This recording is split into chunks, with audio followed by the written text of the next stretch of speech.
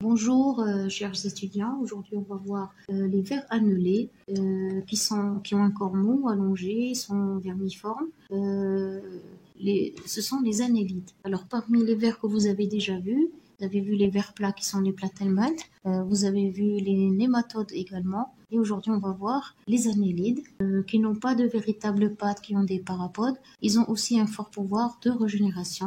Dans cette image, vous avez plusieurs annélides. Alors, il y a des annélides avec des branchies, avec des soies. Il y a des annélides avec des ventouses comme la sangsue. Il y a des annélides comme les oligoquètes, le ver de terre, qui ont très peu de soie. Alors, la diapo suivante, on va décrire et donner les quelques caractères généraux des annélides. Ce sont des vers d'abord triploplastiques, protostomia, hyponeurien. Protostomia, la bouche se forme en premier. Hyponeurien, le système nerveux et ventral.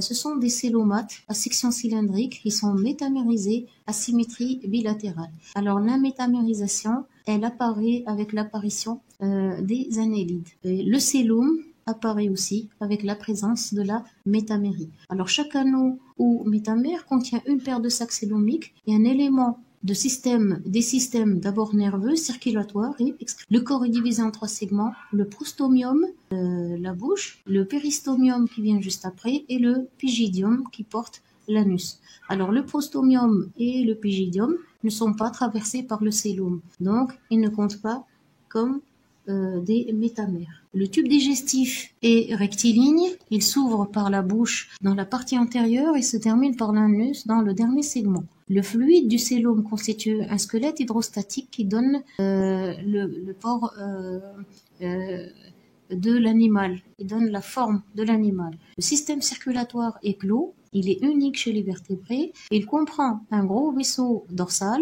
et un autre ventral. Les échanges gazeux ont lieu à travers la paroi corporelle humide, à travers les branchies chez les polychètes, par les parapodes aussi chez les polychètes qui sont passance locomotrice latérale des métamères. L'appareil excréteur est constitué d'une paire de néphridies par segment. Le système nerveux est de type hyponeurien, donc il est ventral. Il y a aussi une paire de cordons ventraux longitudinaux. Ils portent les annélides, souvent à leur surface des soies chitineuses, ça dépend des classes. Alors la structure triploblastique chez les acélomates, chez les vers annelés, alors voici le schéma. Donc vous avez le tube digestif à l'intérieur, c'est l'endoderme, tout autour c'est l'ectoderme et en bleu c'est le mésoderme et là vous avez le célome qui est creusé. Chez les pseudocélomates, un début de formation de célome au milieu, chez les acélomates il n'y a pas de célome. Alors, le plan d'organisation, ils ont un corps métamérisé, divisé en petits segments semblables ou en métamères semblables qui se répètent et qui se ressemblent. Le célome, c'est une cavité liquide, remplie de liquide et qui forme le squelette hydrostatique. Et là, ce sont les stades de formation du célome au sein du mésoderme. Voilà comment il se forme. Le plan d'organisation, c'est la suite. Alors ça, c'est pour vous montrer le système circulatoire qui est clos, qui est fermé, et le tube digestif qui est complet. Déjà chez la larve de l'annélide, le tube digestif est complet aux 2 extrémités avec présence de bouche et d'anus. Il y a un qui est loin de l'autre. Alors l'individu en entier est formé par le segment 1 qui est le prostomium, où il n'y a pas de célome. Le deuxième segment, c'est le péristomium qui porte la bouche et à partir de là, on a présence de célome. Et dans les autres métamères, tous les métamères présentent un système circulatoire fermé, présentent le tube digestif, présentent des segments les muscles circulaires, des muscles longitudinaux et bien sûr, il y a des soies. Le dernier segment, c'est le pygidium ou le telson. Il n'y a pas de célome, il porte l'anus. Alors, je répète encore une fois, un segment n'est appelé métamère que s'il possède la classification générale. Les annélides sont des métazoaires, donc c'est une répétition. Pour résumer un peu, triploblastique, célomate, hyponeurien, système nerveux ventral, protostomien parce que la bouche se forme en premier. Alors ces annélides sont connus depuis très longtemps, depuis le Cambrien, c'est une ère géologique. Ce sont les plus anciens animaux pluricellulaires et la classification chez les annélides, elle se fait selon la présence ou l'absence de soies et le nombre et la disposition des soies aussi, plus ou moins longues. Alors les annélides comptent 500 espèces d'aquêtes qui sont les sangsues, les oligoquètes avec le lombric et d'autres espèces qu'on va voir tout de suite, c'est le ver de terre, le lombric, et les polychètes qui sont marins, comme les spirographes, sabella, les vers de feu. Alors les trois régions corporelles, il y a le prostomium qui est la tête, le pygidium qui est la queue, et juste après le prostomium, on a le péristomium. La respiration branchiale ou cutanée, et il y a chez les polychètes des formes errantes et des formes sédentaires. Alors errantes qui bougent beaucoup, sédentaires qui ne bougent pas. Alors là, vous avez les parapodes avec les soies, et ici vous avez une vue de face ventrale de la trompe, donc c'est le pharynx qui est invaginé d'un annélide. Alors si on veut, ça c'est un plan, c'est un tableau qui récapitule l'embranchement des annélides. Alors chez les annélides, il y a les parapodes, il y a beaucoup de soies, la larve trochophore, ils sont unisexués, c'est-à-dire gonocoriques, le célome est libre et ils sont marins. Et comme exemple, vous avez Nereis. Les oligochètes, il n'y a pas de parapodes, quel que soit, pas de larve trochophore, ils sont hermaphrodites. Le célome en partie parenchymateux, ils sont aquatiques ou terrestres, avec l'exemple du lombric. Et on va voir les aquatiques, il y a tubifex, les uridinés ou les aquètes, pas de parapodes non plus, pas de soie et pas de larves trochophores, hermaphrodites. Le célome est présent. Ils vivent dans les marécages. Ils sont hématophages parce qu'ils sucent le sang. C'est pour ça qu'on les appelle. Alors, on commence par la classe des polychètes qui ont beaucoup de soie. Et ils ont des parapodes qui sont des expansions latérales au niveau de chaque métamère. C'est pour bouger. Alors, la métamérie, elle peut être homonome chez les espèces qui sont errantes, soit hétéronome chez les espèces qui sont... Et voilà quelques exemples de polychètes. Donc ça, c'est un exemple de polychètes sédentaires. Les autres sont des polychètes qui sont errantes. Alors, les polychètes sont des célomates segmentés avec des parapodes qui sont des excroissances. Le système circulatoire, il est clos. Le vaisseau ventral est contracté et présence d'hémoglobine. Le tube digestif, il est complet. Traiteur formé de néphridie. Présence de ganglions cérébroïdes et une chaîne nerveuse ventrale. Et il bouge par des mouvements péristaltiques, par contraction alternative des muscles longitudinaux et les muscles transversaux. Et ça, c'est une coupe de Nereis avec le parapode biramé, avec les branchies au niveau de chaque parapode. Vous avez les muscles tout autour. Le célome, c'est la partie où c'est qui est granuleuse. Et l'endoderme, c'est qui est au fond. Et bien sûr, de part et d'autre, vous avez le système nerveux qui est ventral, qui est en gris. Et ce qui est les petits points rouges, c'est le système circulatoire qui est... Alors, les polychètes sont représentés par à peu près 5000 espèces, essentiellement marines. Et ce sont les plus fréquentes. Alors, ils portent de nombreuses soies de chitine implantées directement sur les parapodes des métamères. Et ce sont des expansions latérales. Alors, ils possèdent 2 appendices avec 2 touffes de soie sur chaque segment. Ils sont gonocoriques, donc à sexes séparés, sexes distincts. Il existe différentes espèces de polychètes, telles que les polychètes errantes, qui ont des parapodes biramés et de nombreux organes sensoriels. Donc, parce qu'ils errent, ils ont besoin d'organes sensoriels et ils ont besoin de parapodes biramés. Et on va voir que les polychètes sédentaires ont des parapodes qui sont atrophiés et moins d'organes d'essence parce qu'ils vont perdre les organes d'essence, ils n'auront pas besoin de ces organes d'essence. Alors comme premier exemple de polychète errante, vous avez Nereis, Glycera et Aphrodite. Alors voici la tête de Nereis, ce sont des vers qui sont méchants, ils sont rapides, ils ont des crochets et une mâchoire, la tête elle est bien individualisée et là ce sont des parapodes qui portent des soies au niveau de chaque. Alors, parmi les polychètes errantes, vous avez l'exemple de Nereis, c'est une espèce qui est marine. Voilà, et c'est au niveau de la mer que vous trouvez, au niveau de la marée. Alors, voici Nereis avec les soies et les branchies. La tête, elle est bien distincte. La bouche est munie de trompes, de mandibules aussi. Et chaque anneau porte, voilà,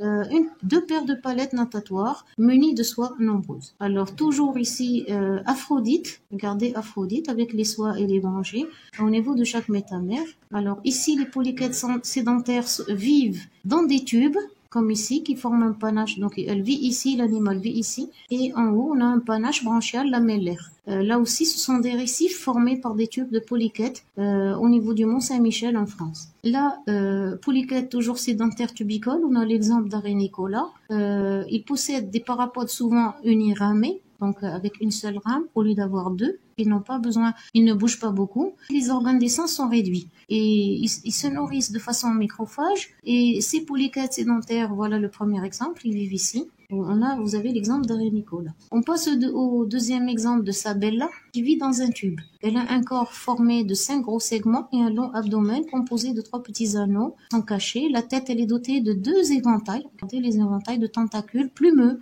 portés par un lobe charnu et ne possèdent pas de trompe. Alors, la deuxième classe, ce sont les oligoquètes. Alors, les oligoquètes sont souvent limicoles, ça veut dire d'eau douce, et pour la plupart, ils sont terrestres. Ils sont essentiellement dans les sols humides et en eau douce. Les métamères sont dépourvus de parapodes, ça veut dire qu'ils ne bougent pas beaucoup, et portent quelques soies. Donc peu de soie. Oligo, ça veut dire peu de soie. Beaucoup de soie. Quête, ça veut dire soie. Et les aquêtes, pas de soie. Ici, il n'y a pas d'appendice. La segmentation externe est apparente, à laquelle correspond une segmentation interne, et toutes les structures et les organes se répètent dans chaque segment. Alors, les oligoquètes sont au nombre important en fonction de la richesse en matière organique des sédiments dans lesquels ils vivent. Les oligoquètes n'ont pas de parapodes, mais les soies sont implantées directement sur le tégument. Donc, directement, il y a peu de soie. Alors, il y a 2 grands groupes. Il y a les vers d'eau douce et les vers de terre. Le ver d'eau douce, c'est tubifex. Le ver de terre, c'est lombricus. Alors, les oligoquètes peu de soie, ça, c'est... le détritivore terricole, c'est lombricus, avec un clitellum qui sécrète des hormones. Et là, voilà, tubifex, qui est tubicole, qui est de couleur rouge et qui vit dans les eaux douces. Alors, tubifex, c'est un oligoquète limicole, il est fouisseur et ils vivent en masse grégaire, donc ils vivent en groupe. Alors, si vous voyez tubifex au microscope, vous pouvez voir les anneaux, les métamères, vous pouvez voir les peu de soie sur le tégument. Alors, voici un ver de terre, donc c'est un oligoquète. Là, c'est le clitellum. Et ils sont hermaphrodites avec l'appareil génital mâle sur le 14e segment et l'appareil génital femelle sur le 15e segment. Et pour qu'il y ait reproduction, il faut un autre individu qui insère, qui se croise, la fécondation elle est croisée. Alors l'ombricus, peu de soie, très rare, inséré directement sur le tégument, ils sont dépourvus de parapodes. Là c'est le clitellum. Ensuite, on arrive aux aquètes qui n'ont pas de soie. Alors, les aquètes, ce sont essentiellement des parasites. Ils peuvent être marins, terrestres ou d'eau douce, sont dépourvus de soie, dépourvus d'appendice. Alors, les sangsues ont un corps qui est aplati plus ou moins dorso-ventralement, de forme ovale allongée. Il y a les sangsues qui sucent le sang. Ils ont une ventouse qui est très développée à l'extrémité postérieure et souvent une autre plus petite à l'extrémité antérieure. Et ils possèdent environ 34 anneaux. Le nombre d'anneaux est fixe. Alors, les aquètes ont une ventouse qui suce le sang et une ventouse pour la fixation. Ce sont des sangsues parasites de vertébrés, des poissons jusqu'à l'homme. Ils perforent les tissus et sucent le sang. Ils sont hermaphrodites et aussi la fécondation, elle est croisée. Je vais vous montrer 2 exemples. La sangsue marine qu'on appelle Pontobdella muricata et la sangsue médicinale parce qu'elle est très utilisée en médecine qu'on appelle Rudo medicinalis. Alors là, c'est la sangsue. La métamérie, elle est hétéronome, ça veut dire que les métamères ne se ressemblent pas. C'est une espèce qui peut être soit d'eau douce ou bien terrestre, et ce sont des parasites externes. Voilà ici un individu qui porte les cocons et les jeunes. Et la sangsue, là, on l'utilise en médecine, elle suce le mauvais sang. Ensuite, vous avez Urido toujours, présente 33 segments plus un prostomium, soit 34. Ils sont dépourvus de soie et de parapodes, on l'a déjà dit tout à l'heure. Et il y a une ventouse autour de la bouche et une autre postérieure qui sert à le deuxième exemple, c'est Pontobdella muricata, qui est rhincobdelliforme, c'est l'ordre des rhincobdelliformes. C'est un ectoparasite de poissons. Elle parasite surtout les poissons. Et avec ça, on a fini le cours des annélides. Je vous remercie de votre attention et à bientôt pour voir les mollusques.